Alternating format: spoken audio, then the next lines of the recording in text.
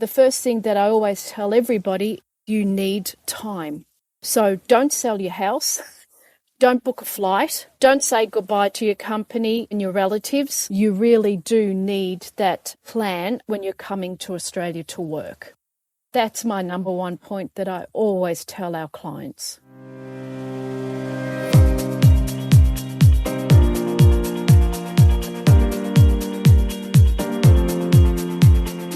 Welcome to another episode in our series, Moving to Expatland.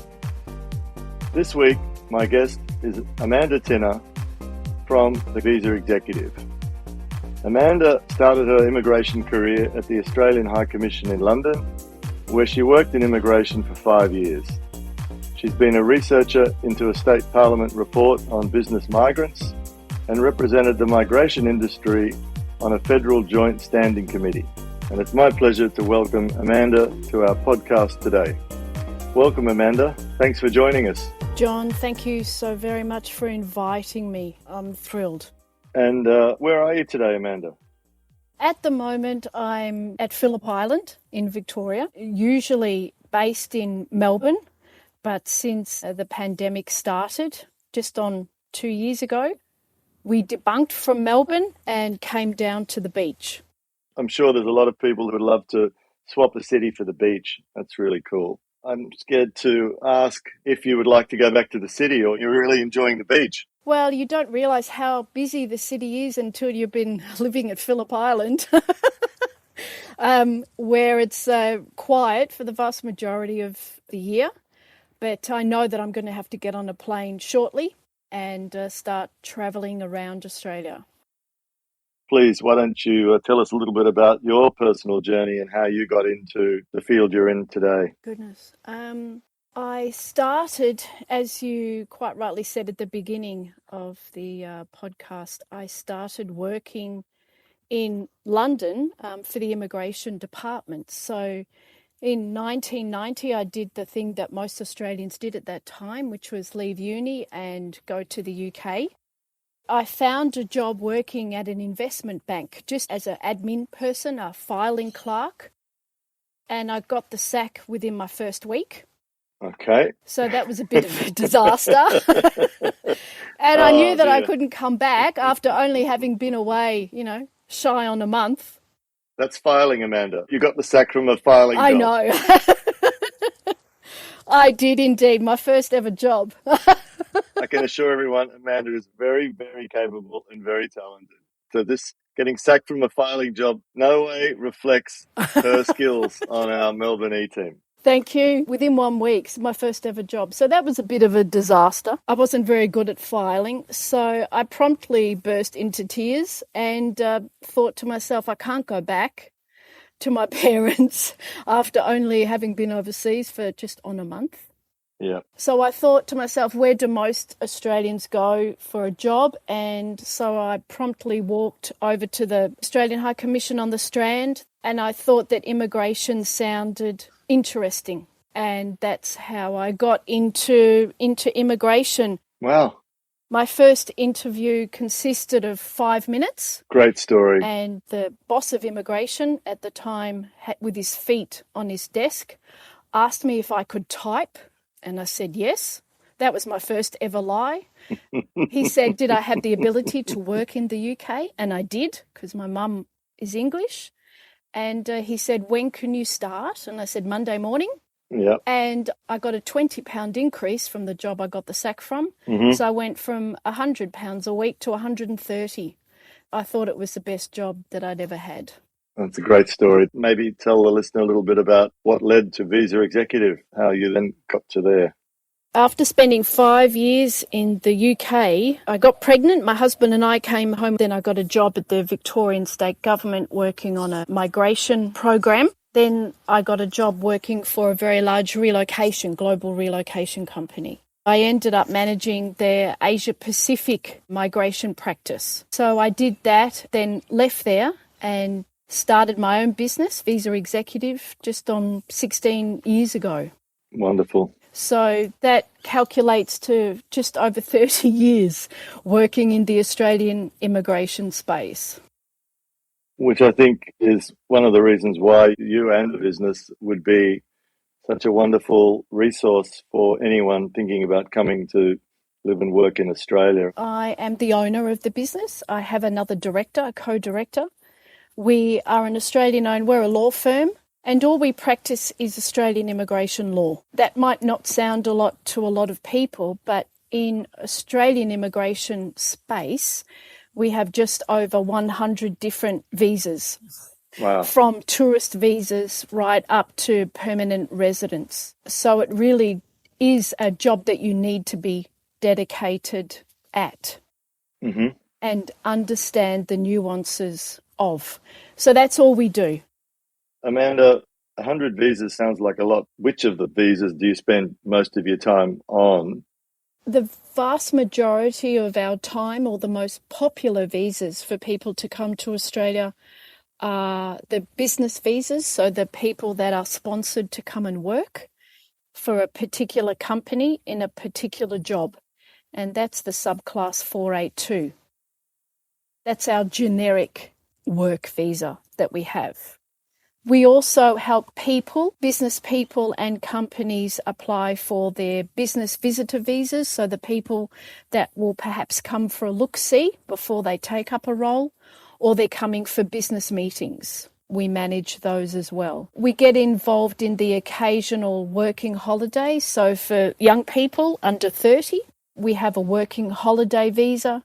We do the short stay visas. They're called subclass 400, which is usually a 3-month short stay work visa. And then we take those all the way through to business migrants. So that's interesting. But if a foreign investor is looking to buy into an Australian business, could you maybe just touch on some of the minimum sort of requirements he or she might have to meet in order to get on that pathway? I think there are several categories of business migrant, but I think the main thing that people looking at a visa class of a business migrant is they need to show that they have a business background. So it's not for people who may have come into money and then want to apply as a business migrant. We need to show how they came into the money and what their business background is. There's no interview. Many years ago, they used to interview for a lot of visa subclasses, but there's no interview for any visa. If we have a client that is called for an interview, then we go with them to the interview, because that is generally not a very good sign. So they're all document-based. So when we're talking about business migration, we need to show the trail. We need to show what experience they have, how they've gained that experience, how their business has grown. And also on top of that, if they have a business plan, a lot of case officers in the immigration department like to see that the business migrant, what effort they have made to come to Australia and maybe look at buying into or starting their own business. What proportion of the work you do would be split between the executives and then the business type people that we've just been talking about? The executives, so the people that come with a job already, that would be a good probably 85 to 90% of our work. Yes. And then we have the business migrants, so the individual wealthy people with regards to buying into or setting up an Australian business would make up the remainder of the portion. Got it. And Amanda, some countries, which you're well aware, have high net worth programs. So you've got a lot of money and you want to move, countries like, well, some countries in the European Union and other places have these sort of high net worth in visas. Does Australia have these sort of programs? We have, as far as business migration, so again, we get back to business migration.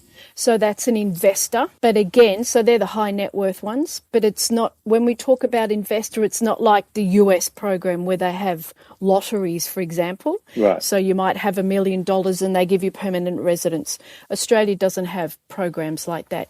Okay. So turning to some other issues of interest, some of your clients who've arrived in Melbourne, what's been some of the challenges you've noted they've had to adjust to? When they first arrive, I always tell everybody you need time. So don't sell your house, don't book a flight, don't say goodbye to your company and your relatives. You really do need that plan when you're coming to Australia to work. That's my number one point that I always tell our clients. And then having arrived, what are some of the pain points? The pain points are that they need to pay school fees, that they don't have access to Medicare. So, our national health insurance, they don't have access to that. Mm-hmm. So for the vast majority of people, that means they need to pay their own health insurance, which for some US nationals can be a touchy point. Right. So what advice would you give to someone about just coming and adapting to the Australian lifestyle in Melbourne? If you've come from Northern Europe, and tell us a bit about life in Melbourne in general and what Aussies are like. Life in Melbourne is very different to life in Brisbane and Sydney and Perth. Although we're one country, our city cultures are all very different. Mm-hmm. In the beautiful city of Sydney, for example, to get people into the city, to go out for dinner or to go and see theatre or a movie is not that common. It's very hard to do that. Whereas with regards to Melbourne, we just had the F1 on the weekend and we had the biggest crowd ever. So, as they say, a lot of Melburnians will go to the opening of an envelope. As long as, they're going to have a good time, they'll be there. So although we're only an hour's flight away, that's good. Even from a business perspective, our cultures are very different. I've been travelling to Sydney for nigh on at least a good 15 to 20 years. Mostly on a monthly basis. And the business culture in Melbourne and Sydney are very different, from the way they talk about business to the way you get contracts with companies and to their demands as well. Earlier on, you gave a couple of tips about allowing things to take time. Are there any other tips you have to mention for anyone who's planning a move to Melbourne? Anything they should make sure they think about before they arrive? Yes.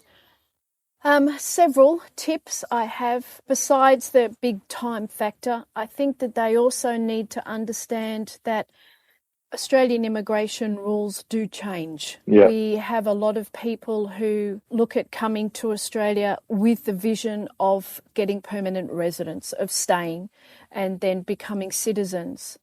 And then when the rules change while they're in Australia, they become very upset and distressed. Wow. So they really do need to think about a plan and manage their own expectations as well. Okay. So they might be looking at permanent residence, but if the rules change, they might no longer meet the criteria. So when should somebody think about getting in touch with your business? In the ideal world, we'd like to look at a good 6 months. A lot of our time is spent on talking to people at the very beginning. And so actually understanding their plan for what they're looking at doing. And a lot of our time is spent planning with people, getting that talk moving, understanding what they're looking at doing. If they have children, how old are their children? Because there's a cut-off age for children dependents, for example, right, which is 23. So that can throw a lot of plans for permanent residence out the window if an expat's child is 22, for example. Yes. So that's the type of planning that we need to understand. And, in my job, I've had some very wonderful moments, but I've had some very sad moments as well. I can imagine. Where I've had to tell expats, yes, you'll meet the criteria, but your child who's now 23 won't. We can't include them in the application, and they're going to have to find their own pathway, which for a lot of 23-year-olds is nigh on impossible. So, Amanda, please tell us a little bit about how the Melbourne and Sydney E-teams work together. The reason that I joined and loved and continue to be a member of Expatland is because of the collegiate approach. All of our teams work very well together.